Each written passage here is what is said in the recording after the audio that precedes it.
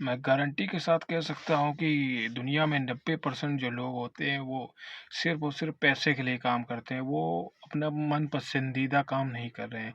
जिस काम में उन्हें इंटरेस्ट है, जिस काम में उन्हें रुचि है, वो काम नहीं कर रहे हैं। वो जो भी काम कर रहे हैं सिर्फ़ और सिर्फ़ पैसे के लिए और सैलरी के लिए। उन्हें जो भी कंपनी में काम कर रहे हैं, जहाँ भी वो जा रहे हैं, उन्हें बिल्कुल अच्छा नहीं लगता वहाँ जाना। रोज़ सुबह उठ के वहाँ जाना, टिफ़िन उठा के, झोला उठा के, बैग उठा के चल देना। सुबह से शाम तक उस दफ्तर में काम करना और रात को वापस घर चले आना। उनका दिल कुछ और कहता है, दिमाग कुछ और कहता है। हर आदमी अलग-अलग तरीके का होता है और जहाँ तक लोगों का सवाल है कि बहुत से लोग ऐसे होते हैं जिनका इंटरेस्ट किसी और चीज़ में होता है लेकिन वो काम कुछ और कर रहे होते हैं। बहुत ही कम लोग ऐसे होते हैं जो अपने पैशन को फ़ॉलो करते हैं और अपने पैशन को ही प्रोफ़ेशन बनाते हैं। तो आपका जिस भी चीज़ में इंटरेस्ट है, जिस भी चीज़ में मन लग रहा है, आप उस चीज़ को काम कीजिए। अगर आप क्रिकेट खेलना चाहते हैं या आप बास्केटबॉल खेलना चाहते हैं, आप चेस खेलना चाहते हैं या आप नेता बनना चाहते हैं या आप म्यूजिशियन बनना चाहते हैं, कुछ भी बनना चाहते हैं अगर आप, लेकिन साथ-साथ आप नौकरी भी कर रहे हैं, तो कभी-कभी ऐसा होगा कि आपके लिए एक हार्ड डिसीज़न हो जाएगा दोनों में से एक को चूज़ करना, क्योंकि नौकरी क्या है, नौकरी जो तुम्हारी रोज़ी-रोटी चला रही है, उससे पैसे आ रहे हैं और कभी-कभी ऐसा होता है कि पैसा जो होता है हमारे पैशन को ख़त्म कर देता है और हम ज़िम्मेदारियों में इतने ज़्यादा बँध जाते हैं कि हम नौकरी नहीं छोड़ पाते हैं। हम उसी में उलझे रहते हैं और अपना पूरा जीवन उसी में गुज़ार देते हैं। तो कहने का मतलब ये है कि अभी भी टाइम है आपके पास। अगर आपकी इनर वॉइस कह रही है कुछ कि भाई मेरा इस काम में मन नहीं लग रहा है या मेरी नौकरी में मन नहीं लग रहा है, मैं ये काम नहीं करना चाहता हूँ। तो आप ज़्यादा देर मत करिए, उस नौकरी को छोड़ दीजिए और एक टारगेट सेट करिए कि आपकी इनर वॉइस क्या कह रही है, कि आपका दिल क्या कह रहा है कि आप जब नौकरी छोड़ेंगे, तो उसके बाद क्या काम करेंगे? भाई नौकरी छोड़ने के बाद आप निठल्ला बेरोज़गार बन के तो घूमेंगे नहीं। कुछ ना कुछ तो आपने सोच रखा होगा कि जब मैं नौकरी छूटेगी तो मैं क्या करूँगा? तो सबसे पहले उसकी एक रणनीति बना लें और क्या बोलते हैं ब्लूप्रिंट तैयार कर लें कि कैसे मुझे आगे बढ़ना है, क्या करना है, नौकरी छोड़ने के बाद मैं किस तरीके से आगे बढ़ूँगा। तो इंसान के अंदर 3 घोड़े होते हैं, दिल कुछ और कहता है, दिमाग कुछ और कहता है और शरीर कुछ और कहता है। जैसे शरीर कहता है कि यार आराम करो और कंफर्ट ज़ोन में पड़े रहो, क्या फ़ायदा है मेहनत करने से। दिल क्या कहता है? दिल कहता है यार जो एक्स थी, जो तुम्हारी प्रेमिका थी यार बस उसी से प्यार करते रहें, उसके साथ मिलना-जुलना, यही सब। और दिमाग क्या कहता है? दिमाग तुम्हारा सिर्फ़ और सिर्फ़ पैसे के बारे में सोच रहा है कि कैसे करके मुझे पैसा कमाना है और सक्सेसफुल बनना है। तो भाई जब तुम्हारे दिमाग में, तुम्हारे दिल में, तुम्हारे शरीर में 3-3 घोड़े दौड़ रहे हैं, तो कोई एक घोड़ा कैसे जीतेगा? एक घोड़ा तभी जीतेगा जब जिस घोड़े को ज़्यादा खुराक मिलेगी वही घोड़ा जीतेगा। तो सारा फ़ोकस क्लियर कर देना चाहिए तुम्हें कि तुम्हें क्या करना है पहले। अगर तुम्हें ये लव से प्यार करना है तो पहले 4-5 साल लव से प्यार-व्यार कर लो।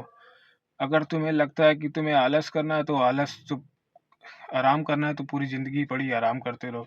लेकिन अगर तुम्हें लगता है कि यार कुछ बड़ा करना है, पैसा कमाना है, तो उसके लिए कहीं न कहीं तुम्हें कम्फ़र्ट ज़ोन को त्यागना पड़ेगा, प्यार-मोहब्बत को त्यागना पड़ेगा, कहीं न कहीं परिवार को भी त्यागना पड़ेगा। बहुत सी ऐसी चीज़ें होती हैं जब हमारे जीवन में जब सफलता बलिदान माँगती है, कुछ चीज़ें सैक्रिफ़ाइस करने के लिए आप तैयार रहें। तो अगर आप इन चीज़ों को सैक्रिफ़ाइस करने के लिए पूरी तरीके से तैयार हैं, तो आप ज़रूर कुछ न कुछ बन जाएँगे, जो भी आप सोच रहे हैं उसके बारे में।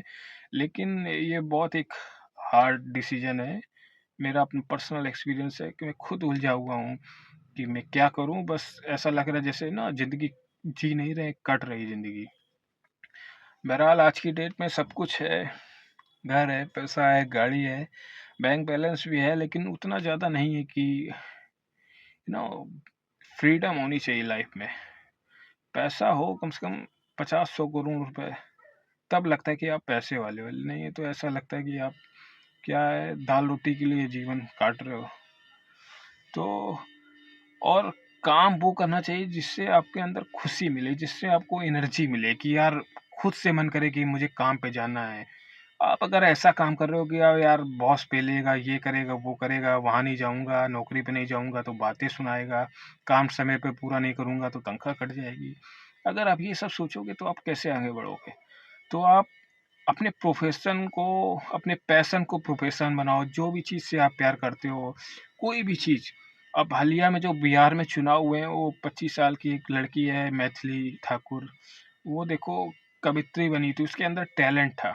ठीक है, जिसके इंसान के अंदर टैलेंट होता है उसकी कदर होती है। टैलेंट एक ऐसी चीज़ है जो आपको हमेशा ऊपर लेके जाएगा। उस टैलेंट के दम पर आज वो विधायक बन गई।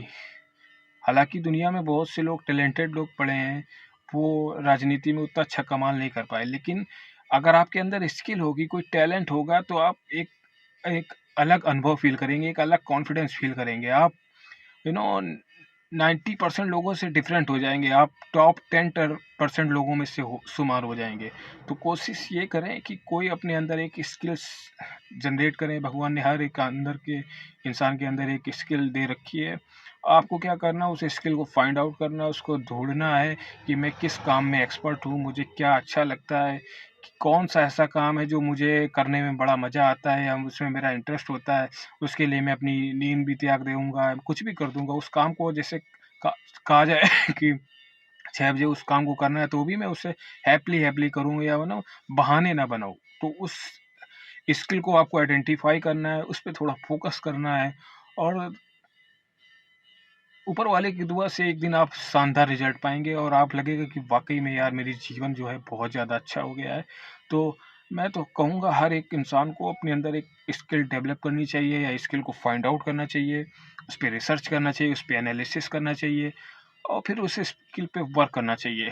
जितना ज़्यादा आप उस स्किल पे वर्क करेंगे और उसी स्किल को आप अपना प्रोफ़ेशन बना लें, तो आपका जो जीवन हो जाएगा सरल हो जाएगा और बहुत ही अच्छा हो जाएगा और आप ना सफलता पा लेंगे।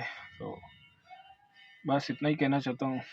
Bye, see you and work hard and you know make your bloodline proud. That's enough.